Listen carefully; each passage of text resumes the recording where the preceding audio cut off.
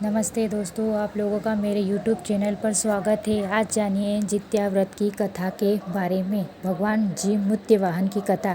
एक समय गर्धोवन के राजा जिमूत्यवाहन थे, जो परोपकारी और धर्मात्मा थे। उन्होंने राज्य क्रम अपने भाइयों को सौंपकर जंगल में जाकर तपस्या और सेवा करने का उपाय किया।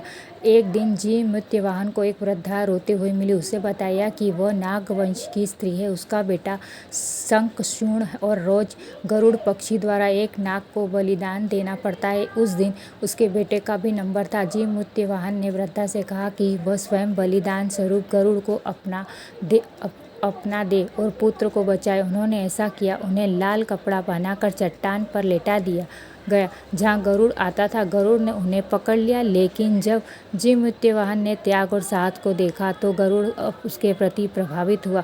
गरुड़ ने निश्चय किया कि अब से वह नागों की बलि नहीं लेगा और जो भी जीवित रहे उन्हें जीवन दान देगा। इस प्रकार नागों को अन्य लोगों की रक्षा हुई। चील और सिहारन की कथा के बारे में जानो। एक लोक कथा, जिसे दो मित्रों चील और सिहारन जित्या व्रत रखने की ठानी ताकि उनकी संतान दीर्घ आयु हो। दोनों निर्जला व्रत रखती, लेकिन सिहारन भूख से विचलित हो जाती और व्रत तोड़ देती, जबकि चीलों का अपना व्रत पूरा करती। इस कारण सिहार की संतानें मृत्यु को झेल लेती, जबकि चीलों की संतानें स्वच्छ रहती। इस तरह से यह कथा सिखाती है कि व्रत का पालन दृढ़ निश्चय और पूर्ण श्रद्धा से होना चाहिए। महत्व है। माताएं इस व्रत को संतान की लंबी आयु स्वास्थ्य के लिए रखती हैं। इस व्रत को निष्कुल उपास निर्जला व्रत होता है, मतलब पूरी तरह से भोजन पानी से वर्जित रखने का विधान हो सकता है।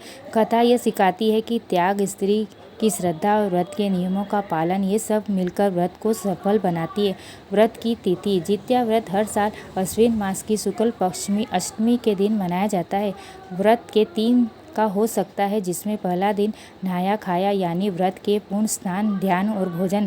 दूसरा व्रत का मुख्य निर्जला व्रत पूजा, एक कथा सुनकर जिमूत्यवाहन की पूजा करना। तीसरा दिन पारण व्रत खोलना। पूजा विधि से जिमूत्यवाहन की प्रतिमा बनाकर जाती है। द्रव्य जैसे शुक्ल, घास, फूल, लाल कपड़ा, धूप, दीप आदि अर्पित करा जाता है। यदि आप लोगों को मेरी कथा अच्छी लगी हो तो इसके लिए एक लाइक, शेयर, सब्सक्राइब जरूर करें। धन्यवाद।